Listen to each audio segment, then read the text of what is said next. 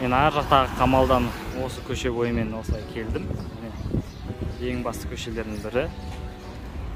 Бұл жерде тамақ беріп отыр екен барлығына. Міне көшенің бойымен асыға түсіп бара жатыр едім. Бұл жерде тағы бір мешіт кездестірдім. 500 метр тұрған жерде мешіттер бірінен кейін бірі салына береді екен. Мінекей мен қазір Бодрум Марина көшесіне келдім. Бұл жерде судың бойымен, судағы археологияға байланысты өте көп қызық заттар бар екен. Русалкамда оқыптым әрге.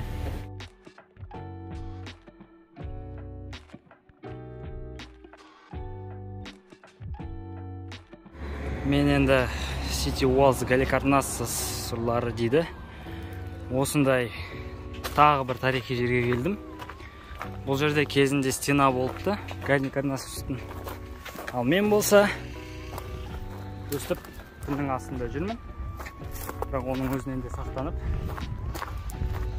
осындай киіп алдым киімді. Қазір бұйыртса диірмен жақтарға барамыз. Міне қараңыздар қалай жалғас кеткен. Осының бәрі кезінде үлкен бір қамал, үлкен бір стена болған. Біткен жері осы жер болып тұр. Міне осы жер. Негізінде ана жақтан басталған екен. Өте ұзын стена. Былай келген. Ар жағында Миндос Гейтс деген бар. Миндостың воротасы. Ал қазір мына видті қараңыздар. Көріністі андай керемет. Және де ар жақта мельницалар тұр, диірмендер. Қазір сол жерге барам. Мінекей мен болған жаңағы қамал. Жел қатты соқты, бірақ соған қарамастан бұл көрініс өте керемет. Барлығы бір-біріне ұқсас үйлер, бірақ өзіндік бір стилі бар. Ал енді міне диірмендерге кеттік. Диірменнің ішінде не бар екен көрейік. Бұл да ежелгі құрылыс болып саналады. Бұл күшті көрініс. Бұл күшті көріністің астында осындай керемет диірмендер тұр. Жел қазір қатты соғып тұр. Таудың ең басы десе болады бұл жерді. Қараңыздар, барлық бодың көрініп тұр. Мынау ескі диірмендерде ішінде қызық қатты түкте жоқ деп ойлаймын, бірақ қараңыздар, соның өзінде бұрынғы құрылыстар сақталған. Мен осы диірменнің ішіндемін қазір. Ағаштар крепкий, довольно. Іші осындай. Тура біз тапқан башняға сияқты. Дүрен шықты. Міне шыға берістен бірден қатты жер соға кетті. Бұл жерде тағы да басқа міне. Басқа диірмендерде толып жатыр. Соның барлығын көріп шығамыз қазір. Екінші диірменге кеттік.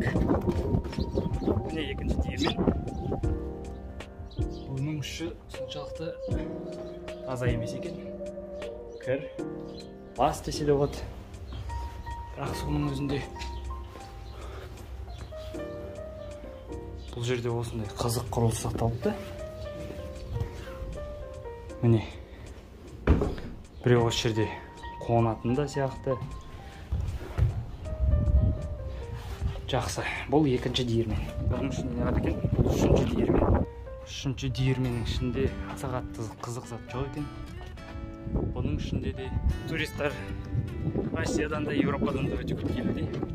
Азия мемлекеттерінен Қытайларды көрдім. Және жапондықтар. Аңғарыңыздар, бұл жерде құлып тұр екен. Бұл төртінші диірмен. Конструкциясы да өте ерекше, басқаларға қарағанда. Бұл жерге дейін мен ар жақ қамалдан жаяу келдім. Өте жақын жер бір-біріне. Қамалда айтпақшы 350 лира тұрды кіруге. Және де ішіндегі су асты археологиясының музейін көруге. Міне бұл ең соңғы диірмен. Құрылысы бұзылған екен.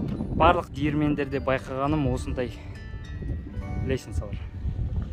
Жоғарыға көтереді. Міне тау тәкелері, ар жағында жерді теңізі. Осы жақта аумақтайды.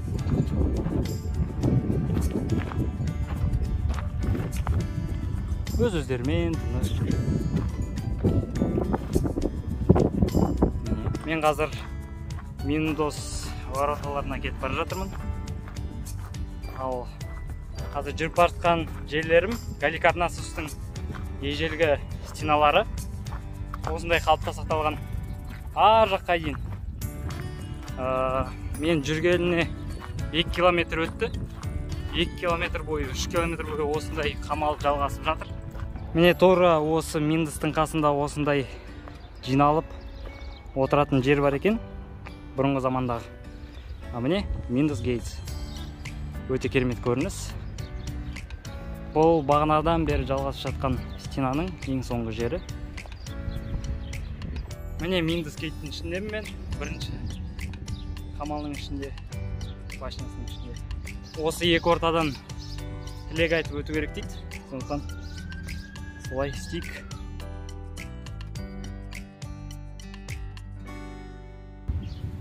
Болды, өттім. Енді осы екіншісін көрейік, біріншісін көрдік қой.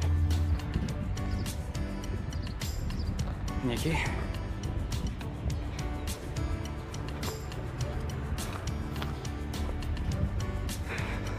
Ежелгі театрға өту үшін бір көшенің арасын кесіп бара жатырмын. Бұл жерде де құдық тұр екен көше арасында. Көшелер өте қызық жасалған.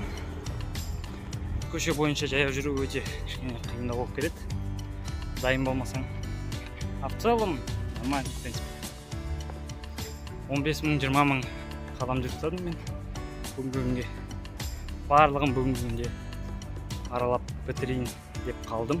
Ежелгі театр деп жазып тұр. Соның маңайына келдім.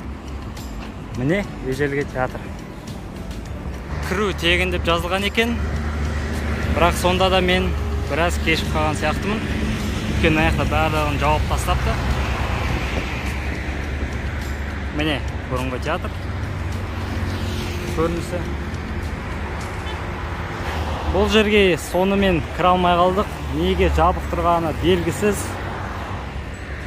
Бүгін вторник, сағат 5. Неге жабық тұрғанын әлі түсінбедім. Бірақ әйтеуір көрдік. Міне осы жер екен. Исторический театральный мавзолей. Осы жерде. Көрінісі маған ұнады. Мына жақта табиғат, машиналар, теңіз. Барлығы в этом духе. Жалпы Бодрумдағы саяхат маған қазір ұнап отыр. Осындай өте тар көшелерде қызық екен. Мешіт жалпы сіздерге айтқандай бұл жерде өте көп. Міне осы көшенің бойында Мавзолей Галикарнаси деген жер. Бұл жерде де билет сатып алу керек екен. 50 лираға осындай билет сатып алдық. Және де ар жақтан кіріп, міне мавзолейға келдік. Бұл жерде де ежелгі монументтер тұр. Бұл жерде осы жердің сатылып жатқан заттары. Міне.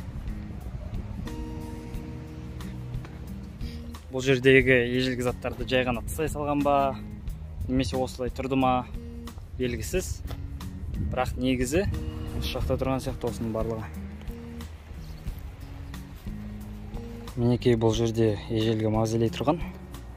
Бірақ өздеріңіз көріп тұрғандарыңыздай, бұл жердегі мавзолей қалпына келмеген, қайтадан құрастырмаған. Жай ғана қалай тұр, солай тұр екен. Түк анық көре алмайсың. Және де айта алмайсың бұл жерде не тұр екен.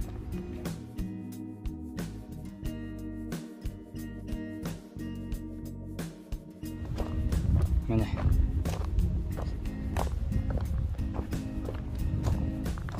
Қазір осы мавзолейдің арасын көрсетейін. Осындай монументтердің қалдықтары.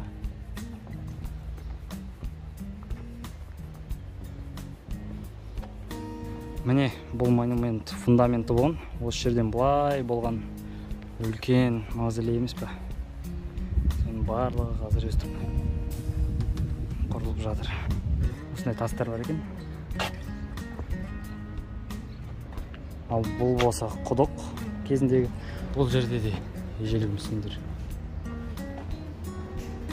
Мынаны қараңыздар, бұл мавзолейдің структурасы. Осы жерде міне Бодрум, мына жерде замок болған. Бұл замоктың ар жағында тағы жерде мавзолейлер болған. Міне осындай мавзолей болған. Бұның барлығы бірақ қазір бұзылған. Мавзолейдің нағыз көрінісі.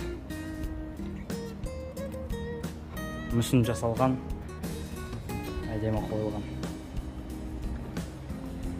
Бұл өте ежелгі мавзолей екен, осыдан білуге болады. Сонымен құрметті көрермендер, мен Бодрумдағы ең басты тарихи деген жерлердің барлығын қарап шықтым. Сіздерге осы видео ұнады деп ойлаймын. Бүгін мен 20.000 метр жүріп тастаппын. 20 километр. Өте қатты теріліп тұрмын, бірақ соның өзінде де осындай көрініске өте қатты қуанып отырмын. Осы жерде стол бар екен, отыратын, демалып отыратын. Сондықтан Бодрумдағы негізгі тарихи жерлерді, ескерткіштерді, монументтерді барлығын қарап шықтым. Өте қатты ұнады. Ежелгі грек тарихы, ежелгі Англия, Франция, Италия барлығының тарихы осы жерде жатқанын ұқтым.